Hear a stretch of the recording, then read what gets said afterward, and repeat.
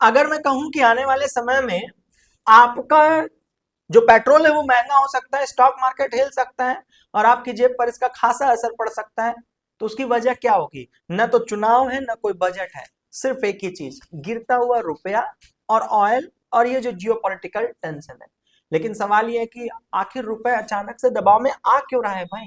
ये लगातार इतने बड़े बड़े लाल निशान के साथ आपकी मार्केट चल काहे रही है? तो इसके पीछे सिर्फ ऑयल प्राइस को जिम्मेदार मत करिए, क्योंकि इससे भी और बड़ा खेल चल रहा है। आखिर क्या हो रहा है भारत के करेंसी यानी रुपीस के साथ? एक्सपर्ट्स की अगर आप राय को सुनते होंगे, न्यूज को एनालिसिस करते होंगे, तो आप यकीनन इस बात को लेकर के जानते होंगे कि रुपीस कमजोर होती जा रही है और लगातार कमजोर होने के चांसेस भी दिखाती जा रही है डॉलर के मुकाबले। क्रूड ऑयल प्राइस तेजी से बढ़ रहा है, किसी से छुपा हुआ बात नहीं है। जियो पॉलिटिकल टेंशन हो रही है, किसी से छुपी हुई बात नहीं है। फॉरेन इन्वेस्टर्स लगातार सेल सेल सेल कर रहे हैं, पैसा अपना निकाल रहे हैं, किसी से छुपा हुआ नहीं है। अगर हम लोग कल की मार्केट, परसों की मार्केट देखें, इससे प्रीवियस वाली मार्केट ये देखिए, लगातार एक दिन के अंदर, मतलब लास्ट के लास्ट में अगर सिर्फ और सिर्फ देखें तो सिंपली 29 तारीख को देखें तो 3 बजे अचानक से एक 300 अंक की कैंडल की गिरावट आ जाती है। ये गिरावट किस लिए थी? मार्केट का स्ट्रक्चर ठीक था भाई, सेंटिमेंट ठीक था, सब कुछ ठीक था, अचानक से एफआईआई ने सेल कर दिया, फॉरेन इन्वेस्टर ने सेल कर दिया और बड़ी बड़ी मात्रा में बिकवाली कर दिया, हो गया हाहाकार। ग्लोबल अनसर्टेनिटी आप डोनाल्ड ट्रंप चाचा की वजह से देख ही रहे हैं। रुपीज लगभग 95 रुपए प्रति डॉलर के आसपास ट्रेड कर ही रहा है और लगातार आप इसकी अपडेट्स भी मार्केट से ले ही रहे हैं। अब इसका सबसे बड़ा कारण देखा जाए तो तेल का खेल जो है सबसे इंपॉर्टेंट कहानी ही है। भारत अपनी जरूरतों का बहुत बड़ा हिस्सा जो है बाहर से ऑयल खरीदता है और ऑयल खरीदने के लिए उसे डॉलर में ट्रेड करना पड़ता है। अब ऑयल महंगा होगा तो भाई ज्यादा डॉलर चाहिए, और ज्यादा डॉलर चाहिए तो डॉलर की डिमांड बढ़ेगी और फिर रुपए और कमजोर हो जाएगा। हो गया वहां पर तामझाम। इस समय पर ब्रेंट क्रूड जो है लगभग $93 प्रति बैरल तक पहुंच जा रहा है, कभी 95 पहुंच जा रहा है। वॉलेटिलिटी ऐसी है कि एक न्यूज आता है, अचानक से जंप कर जाता है, तो ये भी बताना बड़ा मुश्किल हो जाता है। क्यों? क्योंकि मिडिल ईस्ट की टेंशन आपको पता ही है, लगातार ट्रेंड में है भाई। अब असली झटका कहाँ है? क्योंकि सिर्फ ऑयल ही समस्या नहीं है, फॉरेन पोर्टफोलियो इन्वेस्टर यानी एफआईआई और एफपीआई भी भारतीय बाजार से जो पैसा लगातार निकाल रहे हैं, बहुत बड़ी समस्या है। रिपोर्ट्स के मुताबिक अगर हम लोग बात करें तो सिर्फ एक दिन में $2 बिलियन से ज्यादा की बिकवाली हुई है। आप लोग मार्केट में इस तरीके के डेटा को चेस करना सीखिए, यदि अगर आप लोग यहाँ पर ट्रेड कर रहे हैं तो। और उससे जुड़ा हुआ कि कैसे आपको ट्रेड करना है, किन किन डेटा को ध्यान में रखना है, तो उसके लिए आपका अस्थाना ट्रेडिंग स्कूल है, वहां पर जाकर के उसे सब्सक्राइब कर लीजिए, टेलीग्राम चैनल को ज्वाइन कर लीजिए। डेली शाम में 7:30 बजे हम वहां पर उपस्थित होते हैं विश्लेषण करने के लिए, तो एक बार वहां पर भी हमको जाकर के सब्सक्राइब कर लीजिए, फॉलो कर लीजिए।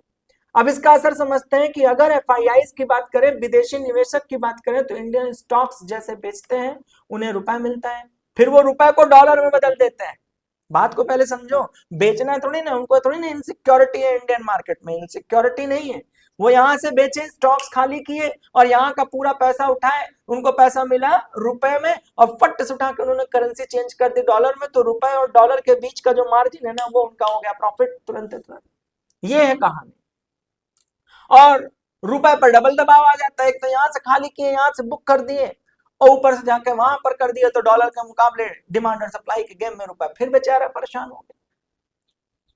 क्या यह सब आरबीआई नहीं देख रहा है? बिल्कुल देख रहा है भाई।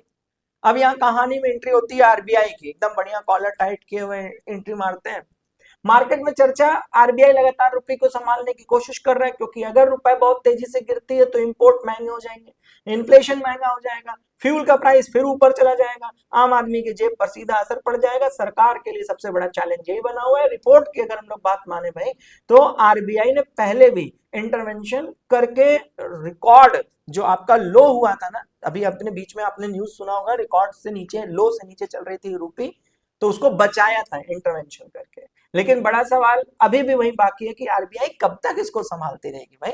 मजबूती तो अल्टीमेटली, एक घर में अगर 5 लोग हैं तो मुखिया के ऊपर खाली असर पड़ रहा है, तो अन्य 4 को भी तो अपनी परफॉर्मेंस लानी पड़ेगी ना। सिर्फ करेंसी नहीं, पूरा सिस्टम प्रेशर में है। बहुत लोग सोचते हैं कि सिर्फ करेंसी मूवमेंट प्रेशर में, लेकिन असल में पूरा मैक्रो प्रेशर में है, क्योंकि ऑयल शॉक हो रहा है, ग्लोबल टेंशन है, फॉरेन जो मनी है उसका आउटफ्लो आप लोग देख ही रहे हैं।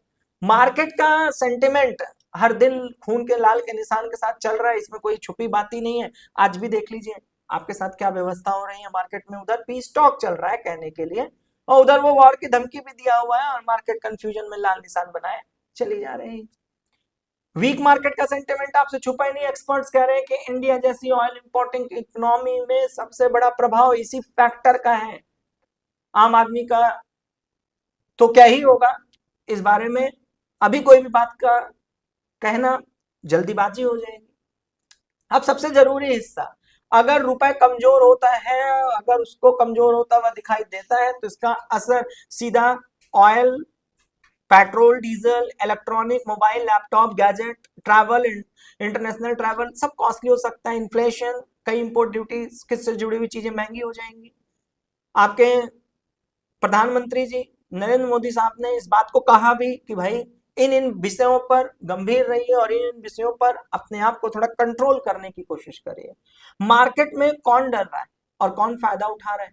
जब रुपए गिरता है तो एक सेक्टर रिएक्ट नहीं करता, कुछ सेक्टर पर दबाव बनता है तो कुछ सेक्टर मौज में आ जाते हैं। Aviation sector, paint sector, oil sector, import dependent जितनी भी कंपनियां हैं, इन सेक्टर को फायदा भी तो हो सकता है क्योंकि ये यहाँ का वहां से इंपोर्ट करते हैं, मतलब ट्रांजैक्शन करते हैं रुपए और डॉलर के संदर्भ में, तो उसका जो मार्जिनल गैप है उनको फायदा मिल जाती है। आईटी कंपनी, एक्सपोर्टर, फार्मा, क्योंकि ये डॉलर में कमाई करते हैं भाई।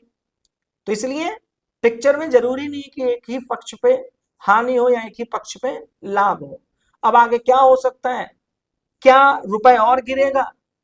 कुछ एनालिसिस का मानना है कि हाँ, आने वाले हफ्तों में ये जो यूएसडी और आईएनआर है 94.40 से 96.20 के बीच में रहने की आशंका है, ये आपके एनालिसिस्ट कहते हैं।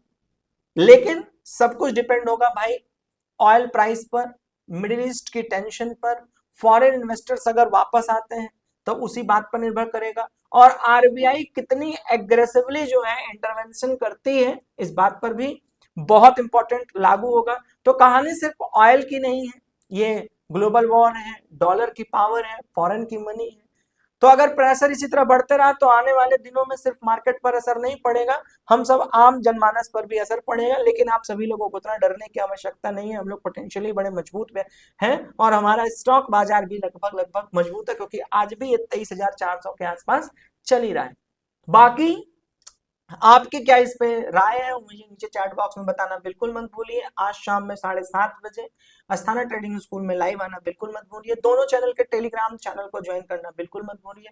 सब्सक्राइब करना ही आपकी व्यक्तिगत जिम्मेदारी बनती है। हमारा काम है कि आपके साथ तुरंत लेटेस्ट न्यूज पहुंचाना और उसके फैक्ट चेक्स को विश्लेषण करते हुए आप तक समझाना। तब तक आप सभी लोग अपना ख्याल रखिए और अपने ख्याल का भी ख्याल रखिए। थैंक यू, बहुत बहुत शुक्रिया आपका, धन्यवाद। Thank you, God bless.